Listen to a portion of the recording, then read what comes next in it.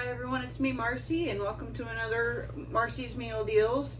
Today we're going to make something called Marry Me Chicken. Well, it hasn't worked for me yet, but who knows, maybe the next time I make it, it'll be a success.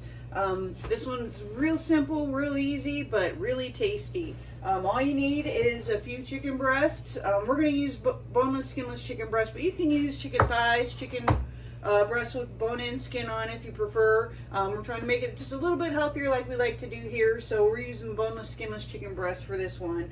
About 3/4 cup of chicken broth. We've got 2 tablespoons of grapeseed oil already heating up in our pan here because we want to get our pan nice and hot before we start.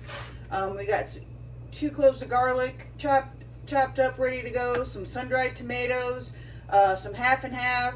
A 1/3 cup of grated Parmesan cheese, some chiffonata basil, some oregano, and chili flakes. But like I said, our pan is hot and ready to go, so we're going to go ahead and get started.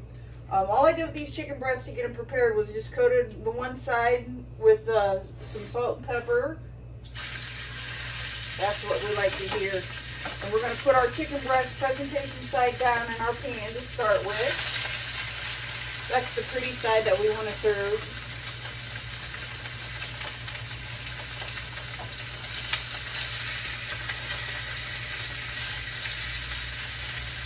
And while they're down there in the pan,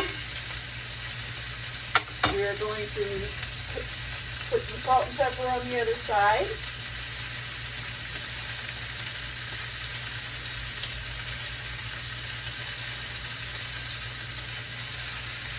Real quick.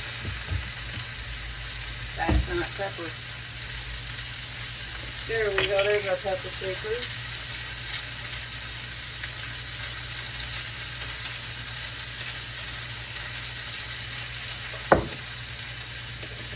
We're just going to let those sear for a couple minutes on each side just to get some nice color and some nice flavor on them.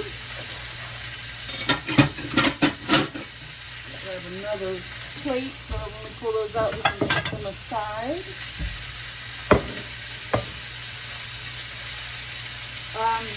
As I said, I kind of went through the ingredients kind of quickly before. We got 3/4 cups of chicken broth, a 1/2 cup of, you can either use heavy cream or if you want to make it a little lighter like we're going to, you can use 1/2 and 1/2. For myself, I have to use non-dairy, of course. But it still tastes great either way. I like to use coconut milk, or not coconut milk, excuse me. I like to use oat milk when I'm using non-dairy substitutes. It just still has that nice creaminess to it that I just haven't found in any of the other dairy substitutes. About 2 cloves of garlic minced, some chiffonata basil that we're going to use as a garnish later. 1/3 cup of grated Parmesan cheese at room temperature, and that's going to be important because when we add it to our cream sauce later, cold Parmesan cheese is going to tend to clump up in our sauce, whereas the warm is going to melt nicely into our sauce. And then some sun-dried tomatoes. Now, if you're not a fan of sun-dried tomatoes, you can use fresh. You just want to make sure you chop them up nice, but the sun-dried tomatoes have that nice tang to it that just gives a little bit different flavor than any of your other tomato products. And then, as I said, we got about a teaspoon of oregano, about 1/2 teaspoon of red chili flakes.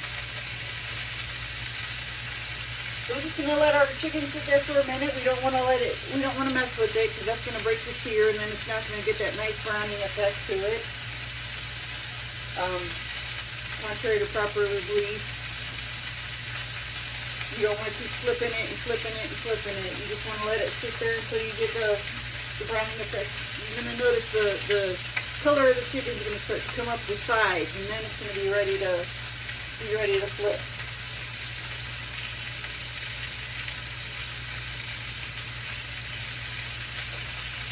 I need to start playing trivia or something during these little lulls in the videos.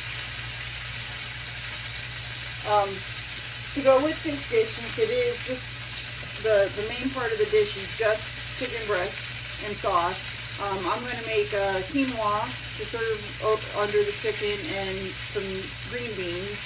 Haven't quite decided how I want to do the green beans yet. Probably just steam them, but I'm thinking I might want to roast them in the oven alongside the chicken. I do have my oven set for 375 degrees. Even though we're going to put some color on the chicken here on the pan, and make the sauce in the pan. Once it's all together, we're gonna put it in the oven. Sorry, I'm getting a phone call here. I'm just gonna put that off there. Whoops. Yeah, in case you haven't guessed by now, I do this all by myself with my tripod and my iPhone. That's all I got as far as equipment goes. Oh, look at that. Got some beautiful color there on the chicken breast. That's exactly what we want. Some nice browning, no burning. I'm just going to flip that over and let it do it again on the other side. But yeah, it's just me. Everything's done in one take. I don't get, if I screw something up, I don't get another take to do it because I can't afford it.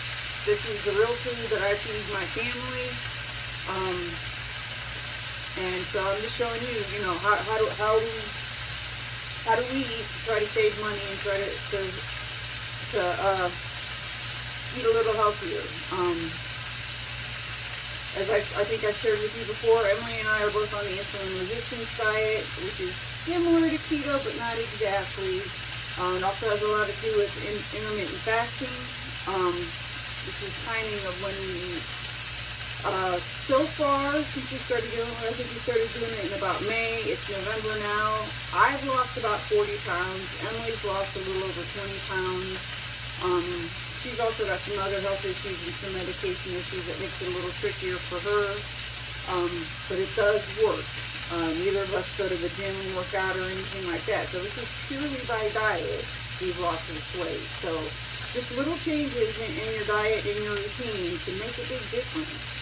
I've gone down 2 sizes in clothing. I think she's gone down a couple of sizes also. So I'm not just making this up and trying to tell you things that I'm not doing and that doesn't work for me. This is what I'm doing and what I know works. So I'm just trying to pass some things on to you because I know we can all seem to eat a little healthier. All right, chicken's looking good. I'm going to pull that out and let it sit aside and turn the heat down just a little bit because once you start working with the cheese and the dairy, we don't want that to burn, and that will burn quickly. Yeah, we got some nice color on both sides of our chicken now. That's going to finish cooking in the oven, so we don't need to fully cook it right now. There we go, our beautiful chicken. Lovely, lovely. So we're going to take those drippings. Let's just cool our pan down just a little bit. Pull it off the heat for just a minute, let it cool down a little bit. The drippings and the oil that are still left in the pan. We're going to put our 2 cloves of garlic right in there. Just give them a little stir until they become aromatic. That means until they start to smell nice.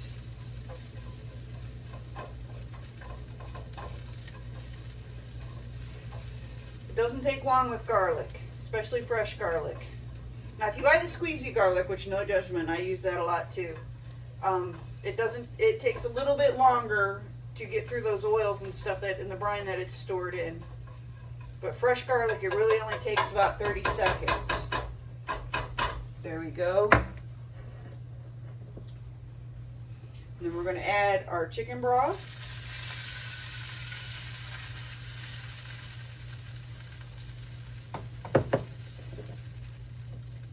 And our dairy, our milk, or our half and half. And give those a stir together. Maybe I should bring the heat up just a little bit more. I think I went down just a little too far there.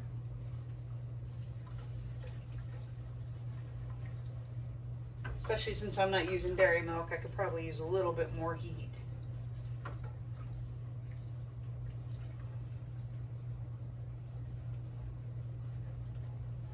There we go. I can tell it's simmering because there's just little wisps of steam coming up off the surface, but not too much.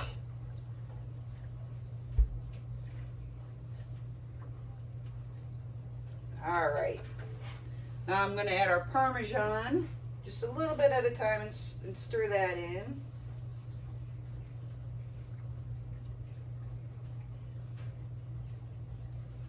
Yeah, that's melting in real nice because we brought our cheese up to room temperature. Ooh. Had a big clump at the bottom. We don't want that. We want that in our sauce.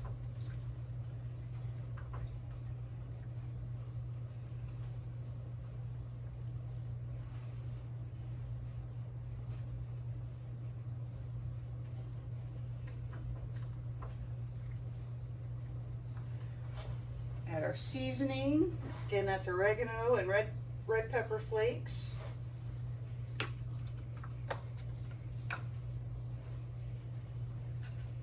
And our sun-dried tomatoes.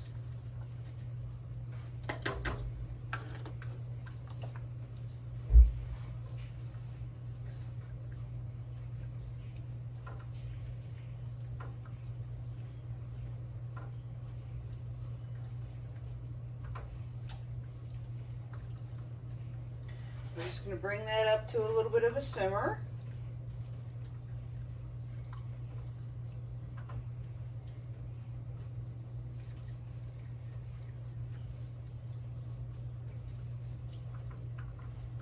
Stirring the whole time so we don't burn our milk or boil it, because once milk starts to boil, it scorches really easy and it can separate.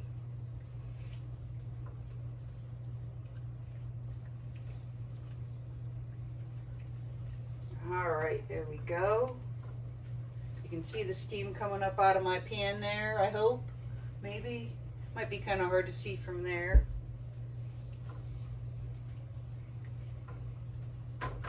Alright, that's looking good. So I'm just going to put my chicken back in. Put it on one side.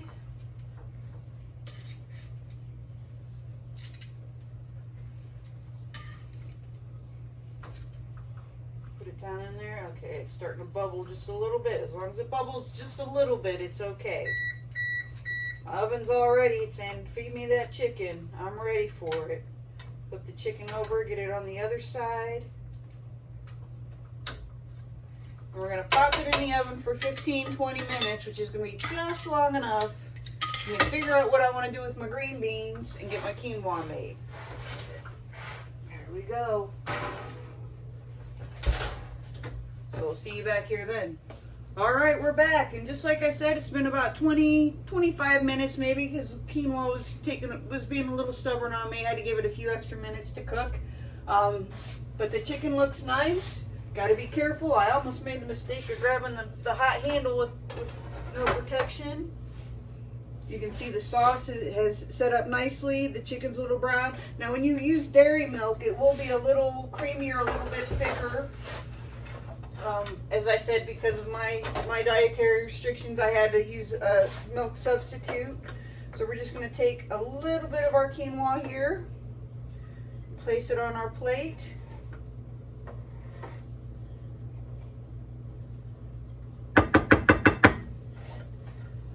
Take a piece of our chicken, beautiful chicken, put it on top of our quinoa. Get some of our roasted garlic parmesan green beans.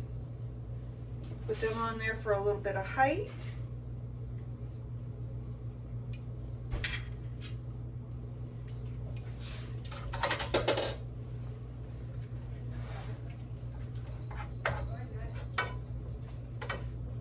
Put a little bit of our tomatoes right on top, just for a little bit of color. Oh, some fell down. Oh, well, that happens. Get a little bit of that sauce. And again, if you use dairy milk, your sauce is going to look a lot creamier than mine does. And then we'll go back to our chiffonade basil right on top there. That's going to give it some more green and some more flavor. And there you are. Marry me chicken.